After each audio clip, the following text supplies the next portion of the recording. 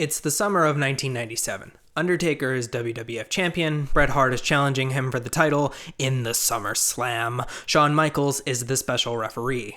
If Bret Hart loses, he can never wrestle in the United States ever again. If Shawn Michaels shows any favor to The Undertaker because he has beef with Bret Hart, he can never wrestle in the US again either. Okay, now it's a month and a half later. The WWF's doing a pay-per-view in the UK again because business is down again. The Undertaker gets a rematch for the WWF title against Bret Hart. Spoilers. This time, that's literally it. It was made last minute, and Shawn Michaels is too busy fucking over Davey Boy Smith, so this match is neglected. I've heard a lot of varying opinions on these two matches over the last 22 years or so I'm here to determine. Which is the better match? Bret Hart versus The Undertaker, SummerSlam, or one night only? Are they classics, or are they long and boring and overrated? Or are they somewhere in the middle? How was the build leading up to these matches? Did they deliver? But most importantly, which one is better? Because I'm petty. My name is Brian, and I hate wrestling.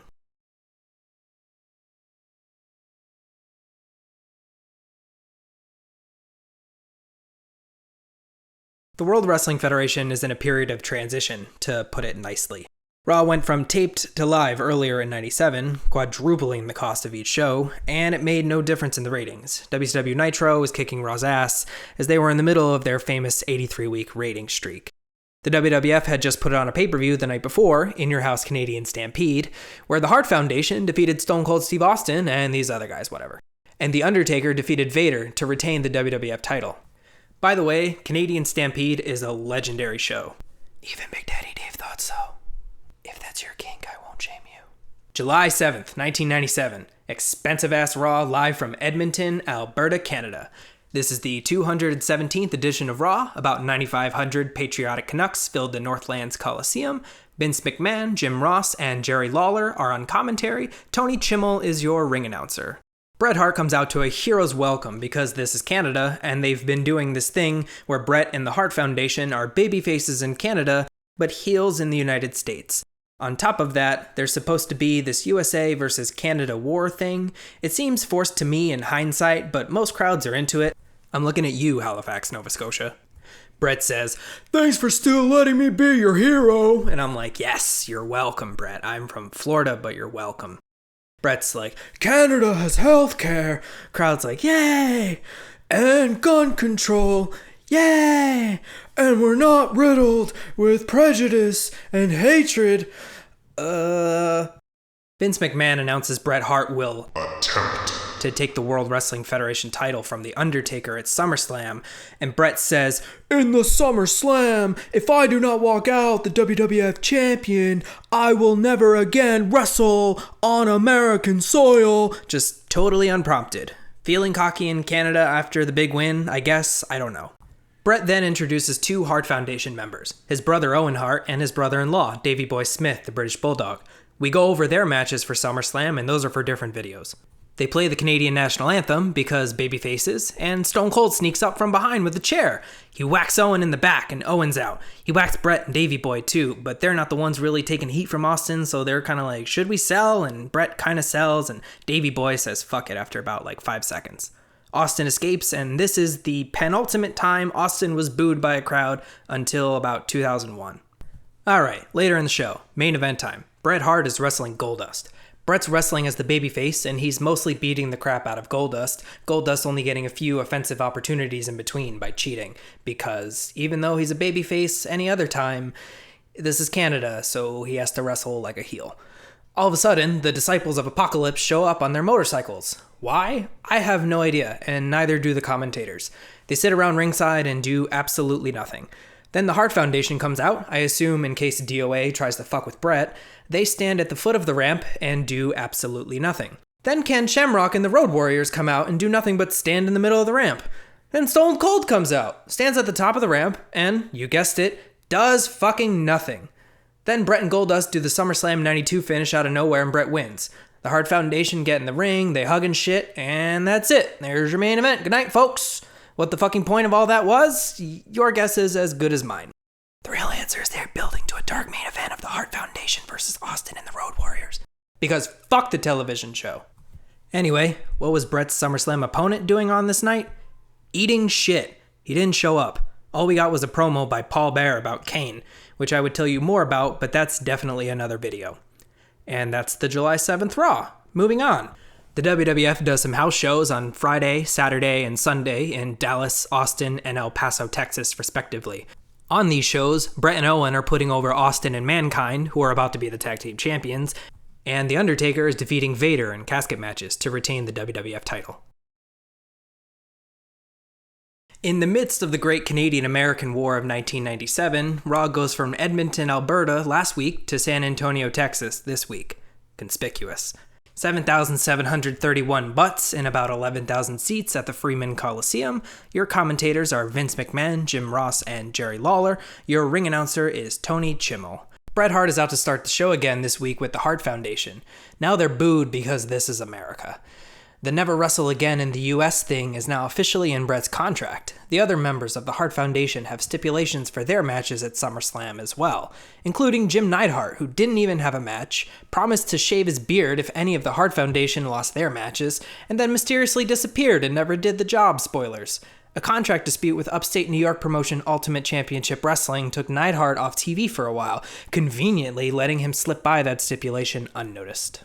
After Bret shits on America some more, Stone Cold interrupts. He stands at the top of the ramp and his music plays as Old Glory waves proudly on the Titantron. Vince reminds us, "Who will be Stone Cold's partner tonight against Bulldog and Owen?" Will it be Ken Shamrock, Bulldog's rival? Or perhaps The Patriot, Canada's rival? Or maybe Psycho Sid? Wait, Sid? He hasn't been on TV in over a month. Oh well. Maybe it'll be Shawn Michaels making his big return from hiatus in his hometown. And is the reason Stone Cold doesn't have a partner in the first place awkward? So who ends up teaming with Austin to defend the tag team titles? None of these fucking nerds. It ends up being the debuting Dude Love. But that's another video. Fun fact, this is the last time we see Sid until June 25th, wait for it, 2012. What a way to go out. Later in the show, Shawn Michaels comes out for an in-ring interview with Vince McMahon, and Vince is fawning. Shawn, dressed like a dad at the country club, pops Vince with his sexy boy charisma and boy toy charm. Because it's 1997, Shawn cuts a 45-minute promo to really only say one thing. He hopes Bret Hart loses at SummerSlam. At the end of it, he gets on his knees and begs the boss man to let him be a part of SummerSlam, to which Vince replies, "Shawn Michaels!" Which I'm assuming is a yes. Now, moving on, because nothing else on the show builds to the main event of the SummerSlams, and for the second week in a row, the WWF champion is nowhere to be found. Later in the week, the WWF heads northeast to do some house shows, doing the same shit they did last week, except now it's Dude Love instead of Mankind, and Bret and Owen win when they're in Canada. Friday in Worcester, Massachusetts, Saturday in St. John's, Newfoundland, and Sunday in Sydney, Nova Scotia, which brings us to Raw number 219, and we're back in Canada, Halifax, Nova Scotia. About 8,500 people hanging from the columns of the Halifax Metro Centre, now known as the Scotiabank Centre. Vince, Jim, and Jerry on commentary, and your ring announcer is Tony Chimmel. We have 2 flagpoles erected at opposite corners of the ring for the entire show, because 2 nights prior on Shotgun Saturday Night, Bret issued a challenge to any 3 Americans for a flag match. Bret, Davey Boy, and Owen come out, and holy shit, is this crowd into it. Bret says nobody has accepted the challenge yet. He challenges Undertaker. British Bulldog challenges Ken Shamrock, and Owen challenges Stone Cold. Stone Cold comes out and accepts, but Shamrock and Undertaker don't for some reason. We're left to wonder who Austin's partners will be. Wait, didn't they just do this shit last week? Whatever. We then get an ad for SummerSlam, reminding us that Bret vs. Undertaker is supposed to be a thing. I bet you forgot why you were here until just now, didn't you? Later, in a fit of deja vu, Shawn Michaels comes out for a, quote, blockbuster announcement. He does the crotch chop for the first time. That's not the announcement, I'm just saying. Shawn's begging last week worked. After saying he'd literally do anything, they made him the special referee for the WWF title match. Shawn makes up some shit about Earl Hebner being a little out of it to explain why he got that gig of all things, even though Hebner is still working other matches and he's completely fine, but hey, what the fuck ever. He says he, quote, only works the main event, so if he's gonna be the referee, it's gonna be for that match. Well, that doesn't seem fair, I can hear your big old brain rattling off, and you're right. Shawn and Bret don't like each other, so in order to, ensure fairness, if Shawn favors The Undertaker in any way during the match, Shawn will no longer be able to wrestle in the United States ever again, just like if Bret loses. By the way, it's never really explained on TV why Bret and Shawn don't like each other. You're kinda just expected to know, so I'll fulfill that responsibility instead and fill you in, so pay attention. Bret drops the WWF title to Shawn at WrestleMania 12, with the idea being Shawn will return the favor next year at WrestleMania 13. Fast forward to the build of WrestleMania 13, Shawn loses his smile and vacates the belt, and tells Bret he'll never lay down for him. Fast forward to later that spring, Shawn and Stone Cold are reluctantly the tag team champions together while feuding with the Hart Foundation. Shawn and Bret cut promos on each other on Raw until Shawn insinuates Bret is cheating on his wife with Sunny, and Bret beats the shit out of Shawn in the bathroom while Jerry Lawler takes a dump, panicking. There's more to it, but that's the gist of it. You got all that? Good. Oh, and Shawn's in the flag match now too. After the break, Triple H is wrestling the Patriot. Less than a minute in, Bret Hart storms down the ramp with Bulldog and Owen in tow. He makes a beeline for Vince and berates him for making Shawn the referee of his big match, calling it a swerve. Can't blame him. He goes to leave, but comes back to provoke Vince some more, and it's starting to work, until finally, Bret Hart starts a fucking hockey fight with Vince McMahon. This shit feels real. The crowd is super into it. JR is like, stop it, damn it! You know how he gets. It's just a bunch of referees and officials break it up, the Patriot gets involved in the ruckus and wins by DQ in case anyone cares, and then we go to break. After the following commercial break, we come back to Shawn Michaels all fucked up in the locker room. We learned he was attacked by Bret Hart off camera and is unable to compete in the flag match. Because Shawn will do the injury angle. He'll sell. He'll take all that sympathy. But I'd put money on it that Shawn is not getting beat up by Bret Hart on camera unless Shawn can make a comeback. In this case, he can't because that would defeat the purpose of the injury angle, so there you go. The beatdown happened off camera. Now Shawn berates Vince and the boys for allowing this to happen, and Vince, like an emasculated husband, says he's doing the best he can. The following flag match is scheduled for one fall or TV time remaining. Dude Love comes out with Stone Cold, and they're going into this without a substitute, 3 versus 2. Noble of them. But foolish. The numbers game is too strong. Austin and Dude are being beaten and separated. Owen takes a small opportunity to end it early, but Austin stops him. JR is throwing a commercial when The Undertaker's music hits. What a cliffhanger. It's as if he was watching backstage, saw Owen almost win in 90 seconds, and was like, well, I guess they could use my help. And it's not like he had anything better to do. He hasn't been on TV in fucking forever. Back from break again, and Undertaker's on the apron, but he hasn't gotten in yet because Dude Love is still getting his ass kicked. Dude manages to get the tag to Taker, and he gets his shit in to half cheers because he's The Undertaker, and half boos because this is Canada and he's beating up Owen Hart. Meanwhile, Austin and Dude are working straight up his heels. There's a lot going on. This match is the last time Austin is booed until 2001. The three of them get heat on Owen through another commercial break. Back again, and Owen's so beaten up his boot is coming off, but he's still showing some of that sweet babyface fighting spirit. With the power of the Canadian fans, he fights out of a hold and just manages to get a super hot tag to Bret, who Austin bumps huge for. Bret takes Stone Cold to the corner for a figure 4 leg lock around the ring post, but Dude Love saves him. Undertaker gets tagged in, Davey Boy runs into the ring, and Taker chokeslams him. Undertaker goes for a tombstone, but Bret stops it. And finally, The Undertaker and Bret Hart collide. They furiously trade punches, rights and lefts, whip into the ropes, double clothesline, they're both down. Wow, that was fast. The champ's up first because he's more fresh. He goes for the flag because this is a wrestling match and the object is to win. Bret goes for his flag too. Austin grabs Owen. Dude grabs Bulldog. They're a little late, but whatever. Brian Pillman comes up from under the ring and low blows The Undertaker. Bret Hart grabs the maple leaf and wins this week's battle for Canada. But on the inside, away from the spotlight, Bret Hart reports feeling uneasy. He wasn't sure where this was all going, and that, quote, something just wasn't right. Is he talking about this SummerSlam storyline, or the match, or his place in the company, or something else? I'm not sure, but it sounds dramatic. We got some house shows on Friday and Saturday only this week, Friday the 26th in Indianapolis, Indiana, and Saturday the 27th in Cleveland, Ohio. On these shows, The Undertaker is teaming up with the Legion of Doom to defeat the Nation of Domination, and Bret Hart is putting over Stone Cold in the semi-main event. Take that as you will. It's Monday again, and 12,588 fans fill the Igloo in Pittsburgh for Raw. Your commentators are Vincent McMahon, James Ross, and Jerry the King Lawler. Your ring announcer is Anthony Schimmel. The Hart Foundation yet again starts the show to some nuclear heat. JR fills the plot hole of why Bret isn't in trouble for fighting Vince last week. It's because it, quote, wouldn't be fair to the fans to take away the match at SummerSlam. However, after SummerSlam, there will be a new WWF commissioner appointed, and Bret's situation will be reevaluated at that time. And what does Bret have to say for himself to these American fans? Not nice things. He says America is a place where the deck is stacked against you.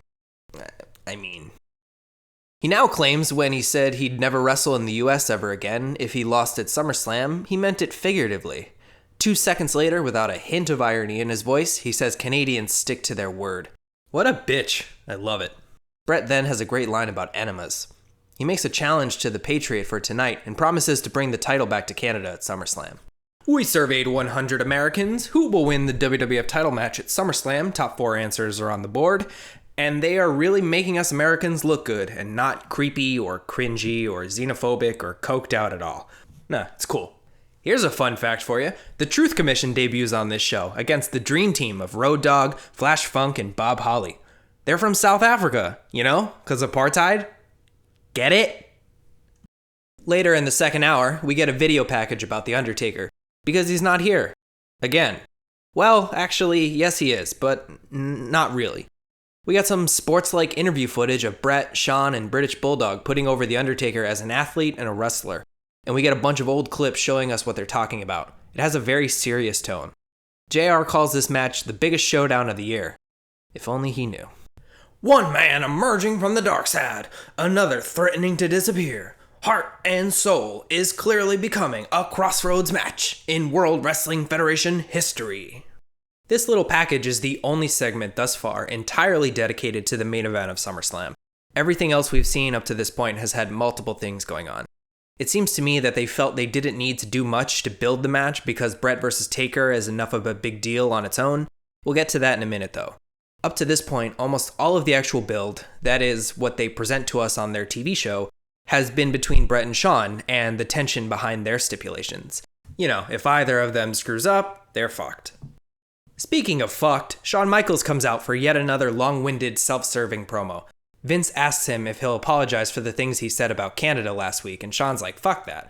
He takes 5 minutes to say he'll join them for color commentary for Bret's upcoming match with the Patriot. What a matchup that should be. Meanwhile, Bret's backstage throwing a temper tantrum. How dare Shawn not apologize to him, and how dare he be at ringside and talk over his next match. Oh boy, can you feel the heat rising for SummerSlam? These fucking guys can. Main event time. Bret comes out and immediately tells Vince something along the lines of, keep that fuckface away from me, while Shawn acts like a fuckface. Bret plays the Canadian national anthem, and the Patriot calls him with the American national anthem. Bret sneak attacks the Patriot during the song though, and it awkwardly continues to play as Bret gets some heel heat. The crowd pops at the end of the song like normal and chants USA, just about completely ignoring what's happening in the ring. It's weird. Talking about SummerSlam on commentary, Shawn Michaels tells Vince he can be, quote, as honest as the next guy, while his tongue is planted firmly in his cheek. Patriot, despite getting the shit kicked out of him, is showing that babyface fire. He scores the Patriot Missile, which is a flying shoulder tackle off the top rope, and he gets a 2 count for it. Now the Patriot's firmly in control as we go to commercial break. Back from the break, and Bret's on offense again after using that dastardly figure 4 around the ring post during commercial. Shawn asks, how hard can it be to be a referee? He then says he'll be unbiased and he'll call it down the middle, quote, as Shawn Michaels sees it. I'm sure Bret feels much better about the whole thing now. Patriot's being painted by commentary as an underdog, not exactly in the league of Bret Hart. So my eyes don't deceive me. Thanks for that. Speaking of success, they try the WrestleMania 8 finish and turn it into a ref bump, but Patriot can't hold Bret up and Bret falls on his dick. Bret then piledrives his ass as Raw passes the 2-hour mark and goes into an overrun. Bret headbutts Patriot's dick for good measure. Jesus, none of this sounded so homoerotic until I said it out loud. Earl Hebner sells like he got shot with a gun or something. He slowly counts 1. Then Shawn Michaels pulls Bret off the Patriot to break the count. Oh boy. Bret's like, come on, let's fight, to Shawn, all distracted from the match, and the Patriot rolls him up. Even with the slowest count in the world for a roll-up because Earl is on the verge of death, the Patriot gets 3 and upsets Bret Hart. America rejoices as Kurt Angle's future music hits and Shawn provokes Bret. There's a bunch of officials out to keep them separated and things are tense. Suddenly, The Undertaker's music hits and shit son, here we go, finally. All three of them are out at the same time after all this time. And yeah, no, you're gonna have to pay to see that. The live crowd got to see The Undertaker defeat Bret Hart and Stone Cold in a triple threat match for the WWF title right after Raw went off the air like this. But if you're just at home, fuck off, buy the pay-per-view. Ladies and gentlemen, there were no house shows the last week of July in '97, so here we are. The WWF is live on pay-per-view in New Jersey for the first time since SummerSlam '89. Around that time, the state of New Jersey enacted a $100,000 tax for putting on televised events regulated by the athletic board, such as wrestling, boxing, and martial arts, and thus we only have house shows for the next 8 years. However, back in March of '97, Governor Christine Todd Whitman, with the lobbying of the WWF, signed a bill that officially recognized professional wrestling as entertainment and not a sport, thus excluding them from the tax and the rules of the athletic board. In other words, WWF was completely deregulated in New Jersey. No more taxes, fees, oversight, mandatory physicals, or licenses required. The Undertaker presided over the bill signing ceremony. No matter where on the political spectrum you fall, the jokes write themselves. We get a classic video package opening the show. If life were fair, Bret Hart wouldn't be hated by America. Undertaker wouldn't be blackmailed by Paul Bearer, and Shawn Michaels wouldn't have to fake a knee injury. That video package. It's dope. Watch it. Let's take this time to quickly recap, shall we? Undertaker's been champion since WrestleMania 13 in March, but his reign lies in the shadow of Paul Bearer torturing him. Bret Hart blames America, and Vince, and Shawn for all of his problems. Shawn Michaels really hates Bret Hart. Bret openly volunteers to never wrestle in the US again if he loses at SummerSlam, then he tries to take it back once Shawn is appointed the referee, but he can't because it was already put in his contract. Shawn has to call it down the middle though, or else he's gone too, and that will be difficult for him because Shawn has no self-control whatsoever. On top of all this, Bret vs. Undertaker is bound to be a hell of a match by itself. Bret calls it the biggest match either of them has ever had up to this point. So yeah, this one's a doozy. They're really relying heavily on the tension between Bret and Shawn, while The Undertaker's really just kind of there because he's the champion. They knew Bret vs. Taker was a big money match by itself at the time, so they figured they didn't need to do much to build that aspect of it. The real meat and potatoes of this one is actually Bret and Shawn. And now, Cotton Rounds Soaked in Rubbing Alcohol presents SummerSlam, Heart and Soul. The Meadowlands in East Rutherford, New Jersey is sold out with 20,213 people jammed to the rafters. We got the classic 90s entrance tunnel thing with the angled aisleway. We got red ropes, the original blue SummerSlam aprons, this was the last time they'd be used, and black ring posts, which I find to be an oddly unsettling combination. Black barred barricades, black mats, and the commentary tables are still just normal tables. Blimp with the sponsor on it, check. Vlad the Superfan, check. Faith No More guy, check. Yep, passes the test. We got ourselves a genuine 1990s WWF pay-per-view. Your commentators for this evening are Vince McMahon, Jim Ross, and Jerry Lawler. Your ring announcer is good old Howard Finkel. About halfway through the pay-per-view, Shawn Michaels is in the back with Todd Pettengill. He basically reiterates what he said on commentary on Raw, except now he sounds a little more serious. Just before the main event, we get a video package explaining the story a hell of a lot better than I just did. The commentators talk up the big stipulations for this match, and Vince says we're, quote, in the shadow of New York City for like the 10th time tonight. Bret's out first, and he dedicates this match to Canada and everyone who hates America, and he has them play the Canadian national anthem. The crowd is less than respectful. Making his entrance next is the referee. Vince drops, quote, many individuals feel Shawn Michaels personifies the exuberance in America's youth today. Okay, Vince, I'm sure many individuals have told you that. JR says now all the other referees are going to want pyro, and Lawler says Hebner would look good in front of a Roman candle. Which that's funny. JR reminds us that Shawn has never refereed a match in his life, and Bret should be worried. Will his inexperience come into play? I guess we'll find out. And finally, the champion makes his grand entrance. Bret can't hide his own goosebumps. Shawn wants to check Bret for foreign objects, and this annoys Bret. It's almost like Shawn is trying too hard. Whether that's because his career's on the line or it's because he's an obnoxious prick remains to be seen. Bret, like the desperate man he is, goozles Taker before the bell and Shawn breaks it up. The fight is underway and the bell finally sounds. His advantage doesn't last long as he eats some punches and a clothesline. He rolls out of the ring like, fuck, well there goes that plan. Taker follows him and throws him into the rail. Shawn threatens to DQ him and begins his 10 count, so no bias so far. Bret sidesteps Taker and Taker runs straight into the ring post. Bret follows that up by throwing Taker into the steel steps. Bret breaks the count and tries to jump on Taker from the apron, but that goddamn Undertaker catches him and plants him spine first into the ring post. Shawn, perhaps a little overzealous, tries to grab Taker by the hair to bring him inside, but immediately thinks better of it. Undertaker's firmly on offense now. We get some punches, a backbreaker, and a bear hug. Unable to do anything else, Bret bites Taker's nose to free himself. Can he capitalize though? No. He eats another big boot. Taker misses an elbow drop and that buys Bret another second, but Taker's like, fuck that. He goes for another big boot, but Bret has it scouted this time and he kicks Taker's leg out of his leg. Here we go. Now Bret's got it. With visions of sharpshooters dancing in his head, he begins ripping and tearing Taker's left knee. He then slaps on a figure 4 leg lock, and that would be Paul Bear's cue. Oh shit, are we gonna see Kane? Undertaker sees Bear and this fires him up, enabling him to reverse the figure 4. Bret grabs the ropes and Taker slams Bret's leg into the mat for an exclamation point because he needs the time to kick Paul Bear's ass. Bear bumps like a bowling pin. Bret seizes the opportunity and chop blocks Taker on the outside as officials take Paul Bear away from ringside. I guess no Kane. Bummer. Whatever though, there's already enough shit to keep track of. Bret slaps on a figure 4 around the ring post. Shawn counts to 4 and Bret lets go. They get in each other's faces and aw yeah, here we go, but Shawn didn't actually do anything wrong, so never mind. Bret lets it go. Reinforcements arrive as Brian Pillman and Owen Hart now show up at ringside. Shawn is very aware of them, perhaps too aware. They don't have anything to do yet because currently Bret's fucking up Taker's knee. He wraps it around the ring post and Shawn tells him, I am the law around here. Something tells me Shawn is getting a real kick out of all this shit. Bret's got a leg lock on and Taker tries to pull his hair, but Shawn says no. There's a moment where Shawn is distracted by the Hart Foundation and Undertaker goes to pull Bret's hair again, but Shawn turns back around and Taker pulls back. Subtle, I appreciate it. Taker eventually breaks the hold, violently stomping Bret's face like he's friggin' making wine with it or something. And with that, Taker goes outside and preemptively strikes Owen and Pillman. Shawn gets involved and sends them both to the back. While Shawn's preoccupied in the aisle, Undertaker nails a chokeslam on Bret in the ring. This could be over, but Shawn's inexperience as a referee comes into play as he misses the count. Taker's like, you motherfucker, and grabs Shawn, but Bret rolls him up. 2 count. They almost got me with that one.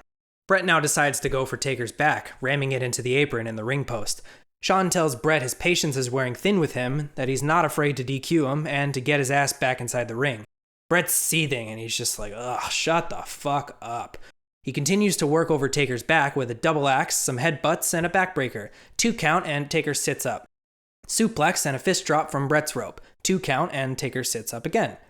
DDT. Hey, that's still kinda not really a finishing move in 1997 WWF.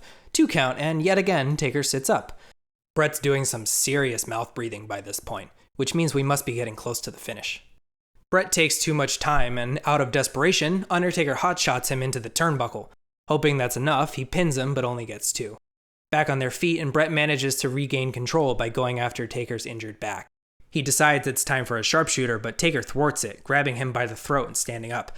Bret stops a chokeslam attempt by kicking Taker's leg, but Taker gets a bunch of punches in and drops Bret. Flying clothesline by Taker. Bret takes the turnbuckle chest first, the way only Bret Hart can, and Taker gets a 2 count. Get a whip, big boot, and a leg drop, brother, and that's only a 2 count in the WWF in 1997, and JR confirms this by complimenting Shawn's deliberate and consistent count. Bret takes a breather on the apron, and The Undertaker chokeslams his ass over the top rope into the center of the ring. It takes him a second to get the pin, though, and he pays for that by only getting a 2. Undertaker goes for old school, which even in 1997, JR was calling vintage Undertaker, but Bret crotches him. Bret goes for a superplex, they almost eat shit, but Bret saves it and heaves his big ass over. They're both down, but Bret's up at 6. Taker's pulling out chokeslams now, so Bret senses the urgency. Sharpshooter in the center of the ring now. Taker sells with his face down and actually manages to power out of the hold, sending Bret flying through the ropes and to the outside with his legs. Bret yells, fuck! Nobody has ever broken the sharpshooter before, and after working Taker's back and leg for all this time. It's actually a big deal. Pissed, Bret gets back in and starts wailing on Taker. A whip is reversed and Taker clotheslines Bret, collapsing immediately afterward, but trying to stumble back to his feet. Taker feels like he needs to end it now. Tombstone! Bret slides down his back and takes out Taker's legs. Bret pulls him into the corner for the most ill-fated move I have ever seen. A sharpshooter wrapped around the ring post. Shawn counts for the DQ, and just before he gets to 5, Taker breaks the hold again and sends Bret flying into Shawn. Shawn's out temporarily now, and Bret sees this opportunity. He grabs a chair and nails Taker across the skull with it. Shawn gets back in and counts only 2. Bret's like, you gotta be fucking kidding me. Shawn then sees the chair in the corner of the ring and begins to interrogate Bret. Bret's like, I don't know where that came from, I don't know what you're talking about, and Shawn just isn't buying it. Bret loses his composure and nails Shawn in the face with a gumball-sized loogie, causing Shawn to lose his composure and swing the chair. Bret ducks and Shawn nails Undertaker. Shawn's like, shit, and Bret's like, hey, wow, thanks, now count the pin. With his career on the line, Shawn reluctantly counts the pin, gets 3, and Bret Hart becomes the WWF champion for a 5th time. Shawn immediately walks to the back in anger and disgust. Undertaker follows him. Bret drapes himself in the maple leaf and celebrates in the ring, looking incredibly relieved, as the New Jersey fans pelt him with garbage. The Hart Foundation, sans Neidhart, joins him, as everybody except for America allegedly rejoices. Thanks for watching SummerSlam. The finish was allegedly Shawn's idea. They needed a reason for Shawn to lose his composure and swing the chair, and Shawn suggested being spit at. Surprisingly, everybody got along, worked together, and did business like professionals that night. How sweet. So, what was the aftermath? Let's quickly go over the next night on Raw. 4,665 Bethlehemies gather in the Stabler Arena in Bethlehem, Pennsylvania. Vince, JR, and Lawler are on commentary, and your ring announcer, once again, is Tony Chimmel. The new champ comes out with the Hart Foundation to start the show, and JR gives us some fabulous exposition to ponder. He admits Bret's fans around the world are happy, but he assumes America isn't. Bret says he proved himself against all odds and that he stuck to his word. He says Shawn didn't stick to his word, saying Shawn favored The Undertaker the entire match, which, okay, and the WWF should stick to their word because he wants Shawn out of the WWF. JR takes him so seriously that he swiftly changes the subject to the Patriot, now Bret's opponent for the next pay-per-view, In Your House Ground Zero. We go over that and some other stuff, and we're introduced to the new commissioner, Sergeant Slaughter. He comes out to the old WrestleMania theme song and claims he's the new sheriff in town, and he makes the rules, not Bret. His first big and bad proclamation as commissioner is to absolve Bret of any responsibility for beating up Vince, because he has to wrestle the Patriot at Ground Zero. Lucky him. A lot else happens in this segment, so here's a summary with the faces that people make.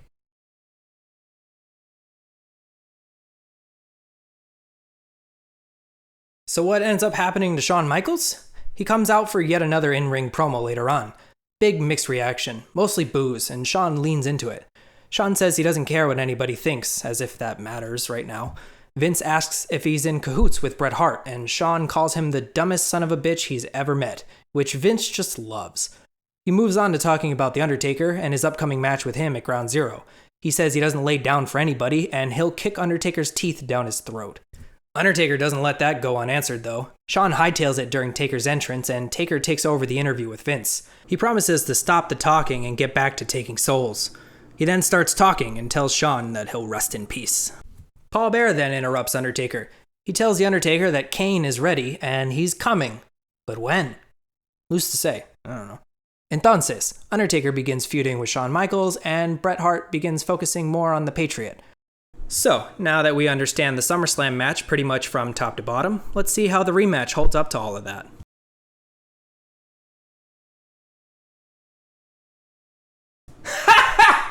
What context? Okay, so to be fair, originally this was supposed to be Bret versus Austin for the WWF title, but we all know what happened to Austin at SummerSlam, and the bottom line is he can't wrestle right now. The Undertaker was originally set to face Ahmed Johnson, who ended up just staying home instead when The Undertaker was moved into Austin's spot. When exactly this decision was made, I'm not sure. What I am sure of is they did not build to this match whatsoever. They never mentioned it on TV before or after the pay-per-view, even when they probably had the chance to. In fact, I would go as far to say that they avoided mentioning this match. It just happened for the sake of happening. Much like Batista, this match walks alone. Undertaker and Bret Hart did wrestle each other on the house show circuit following SummerSlam, though. August the 8th in Miami, the 15th in Springfield, Massachusetts, and the 16th in Boston.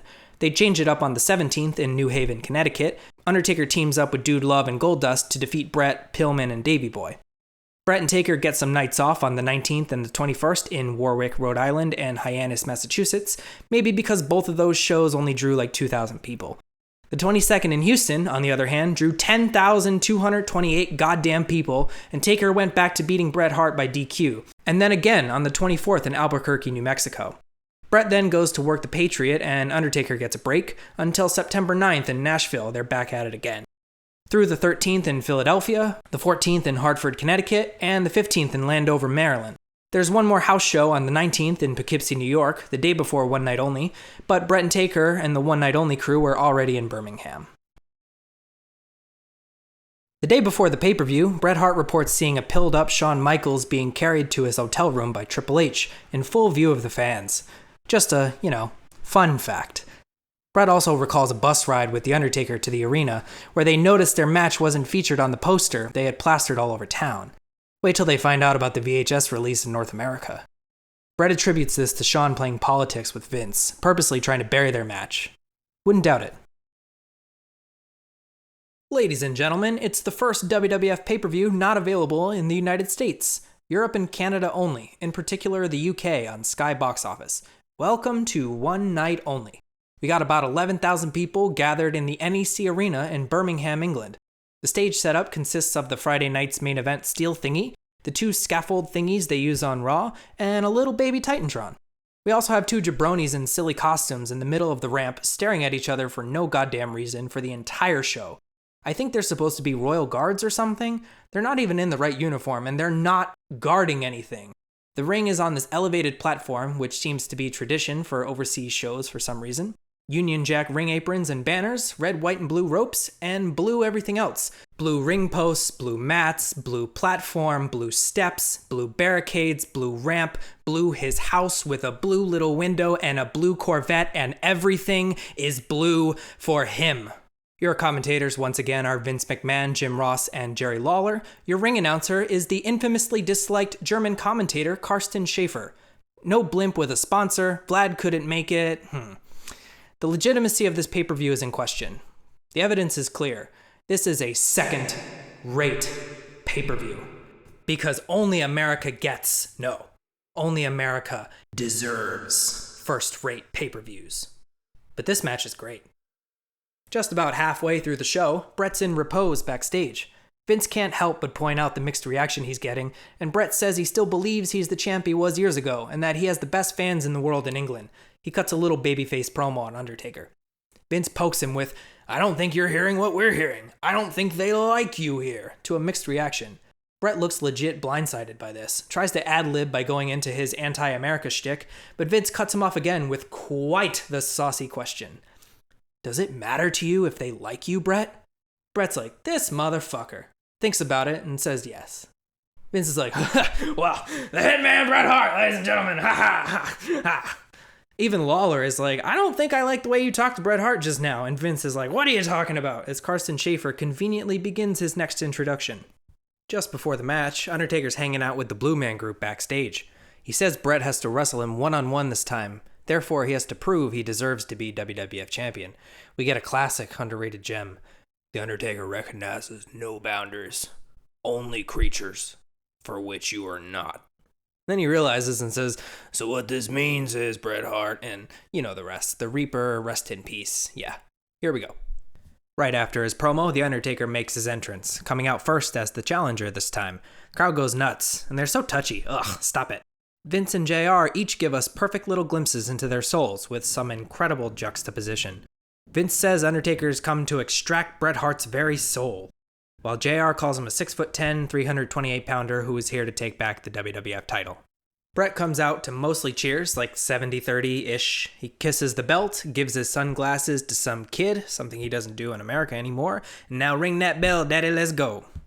Taker's getting his first. After a choke in the corner, Taker intimidates referee Mike Chioda out of the ring. Bret takes this time to sneakily remove one of the turnbuckle pads, exposing the steel. Taker gets more shit in until Bret escapes an elbow drop. Bret goes for a sharpshooter right away, but Taker kicks him away. Bret rebounds off the ropes with a seated clothesline. A young Nigel McGuinness ponders how he can make that move look cooler, as an even younger Jon Moxley looks on from a distance. Bret clotheslines Taker over the top rope, but Taker lands on his feet, like he always does. Bret kicks him through the ropes and awkwardly into the announce table, which is lower than usual because they're not on the platform that the ring is on, so Taker just kind of bangs his shins. Probably starting to feel better about this momentum, Bret goes for a double axe handle off the ring apron, but Taker catches him. Taker almost eats shit at over the railing into the crowd, thanks to that fucking platform, but he turns and falls to the mat instead. JR covers by calling it a spinebuster. He then gets up and does the spot correctly, drilling Bret spine first into the ring post. Bret sells to the aisle and Taker punches him up the ramp, body slams him on the ramp, and then punches him back down to the ring. Poor Bret's getting his ass kicked all over the arena and can't catch a break. Taker whips Bret and lowers his head. The excellence of execution spots a mistake finally and DDTs him. Vince can't help but mention the booze. Taker sits up and Bret just can't keep him down now. He gets frustrated when he sits up again and Bret starts to act like a heel now. The ref actually counts to 5 but doesn't disqualify Bret for some reason. Pussy. Bret now whips Taker into the exposed turnbuckle, but Taker reverses and Bret takes that fucking steel turnbuckle at full speed right into the chest. Undertaker follows it up with a heart punch. Yeah, shout out to my boy Crush, who's over in Scranton right now, doing the thing. BSK for life. Taker works over Bret's chest now. Some stomps, some stands. Bzz, bzz, bzz, bzz, bzz, bzz, bzz, bzz, bzz. Taker! Another heart punch, some elbows. Pin doesn't work, only gets 2. Slap on a seated surfboard, that doesn't work, he ain't quitting. How about you try a fucking crucifix pin, Undertaker? Suddenly I'm watching CMLL on a Monday, Bret kicks out at 2, and I snap back into reality. Bret's backed into a corner and desperately kicks at Taker's leg because, hey, it kinda worked at SummerSlam, but Taker cuts him off with an uppercut. Taker goes back to the torso with a backbreaker, stretching him over his leg, but Bret doesn't quit. He then tries a pin instead, but obviously it doesn't work. Feeling even more desperation now, Bret fights out again, kicking Taker's knee a bunch of times. Bret whips Taker into the opposite corner, and Bret charges him, but Taker cuts him off again with an elbow and gets a 2 count. Taker whips Bret into the corner, and now he charges him, but Bret moves and Taker hits his bad leg all weird in the corner. And like a fucking shark, Bret Hart goes immediately to work on said leg. He softens him up a bit before going for the figure 4 around the ring post, and then one in the center of the ring. Taker's in it for a good while before a rest in peace chant pops up, and Taker reverses the hold.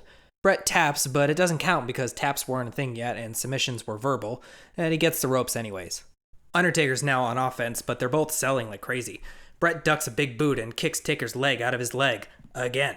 Bret zeroes in again, but Taker manages to fight out of a hold, kick out of some stuff and sit up, and then he blocks an elbow drop with his boot. Taker whips Bret, Bret reverses, Taker takes off, double clothesline, and they're both down. Taker is up first, but makes his second mistake of the match, and with Bret Hart, that might be his last. He goes for a leg drop twice in a row, and Bret catches his leg, turning it into a sharpshooter. Oh shit, can he break it like he did at SummerSlam? He totally can.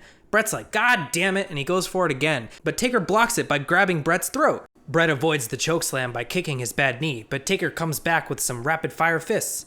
Taker hits the big boot and a leg drop for 2, and somewhere in Tampa, Hulk Hogan is flipping furniture. Bret rolls outside. Clearly frustrated that Undertaker keeps fighting back, Bret's like, fuck this, and grabs the ring bell. He goes to whack him with it, but Taker blocks it with a big boot. Now Taker's like, you motherfucker, and goes to murder Bret live on television. Luckily, the referee is there to save Bret's life and snatch the ring bell from Taker. Now Taker's looking at the referee like, you motherfucker, and Bret seizes the opportunity with the chop block. He goes to jump on Taker's knee and gets it once, but the second time, Taker fights back yet again and kicks him over the top rope to the floor and onto the cameraman. He follows him outside and throws him into the steel steps, then back into the ring. Taking it up yet another notch to try to end this, he whips Bret into the exposed turnbuckle. Bret tries to avoid it by sliding underneath the buckle, but he ends up breaking himself in fucking half and crashes into the ring post like back first. It's disgusting. And now Taker feels like he really has him. He goes for old school, but the champion pulls him off the top rope. They're both back up, and Taker goes for a tombstone. Bret slides down his back. O'Connor roll! Only 2, though. Bret goes for his own tombstone. Oh, that's weird and disrespectful. Taker pulls a Missy Elliott, flipping and reversing it. Bret grabs the ropes for dear life, and Taker drops him, getting Bret's head twisted in the ropes. Jesus, this is horrifying. And Bret can't move, Taker's punching him, the referee can't free him, and Taker won't stop. And the referee calls for the bell. Boo. Taker grabs Kyoto by the throat and chokeslams his ass for ending the match like that and costing him the championship. Owen Hart, Dave Hebner, and Gerald Briscoe come out to free Bret. Taker chokeslams Briscoe, who seemingly goes up lighter than expected and almost lands on his head, while Bret gets away. Undertaker's following them up the ramp until it's announced that Bret wins by DQ, which prompts the Undertaker to scare the shit out of poor Karsten Schaefer. The Undertaker sighs and walks back up the ramp. And there you have it, folks. This match is never mentioned again, basically until it was included in Bret Hart's 2005 DVD documentary. That's the end of this one. The SummerSlam match represents a perfect WWE pay-per-view main event. Drama, plot lines, big stipulations, multiple stories coming together for one big, epic match. While the one night only match is kind of the exact opposite of that. It had no build at all, and there was nothing riding on it besides the belt. It was really just a one night only kind of thing. But what you had in this match was two professional wrestlers going out there and doing their thing on their own for the love of the fans and the love of the game. And the differences showed. At SummerSlam, you had Shawn as the referee, the never wrestle in the US again stipulation for Bret and Shawn. You had Paul Bearer and the threat of Kane. You had the Hart Foundation and the looming threat of interference. And you have the dramatic fuck finish. At One Night Only, you get a straight pro wrestling match with two athletes going back and forth for the WWF title, and that's pretty much all there is to it. It kind of goes back to that funny juxtaposition between Vince and JR earlier, sports entertainment versus pure old-fashioned wrestling. I enjoyed both of these matches immensely. They are both classics in their own right, masterclasses in pro wrestling. There's a reason I did my first video on them. But which one is better? I have to go with my gut. There's no right answer, it's up to whatever you like better, honestly, but I have to go with the one night only match. And that's simply because, for the most part, I hate wrestling. But if there's one thing that I really love, it's wrestling.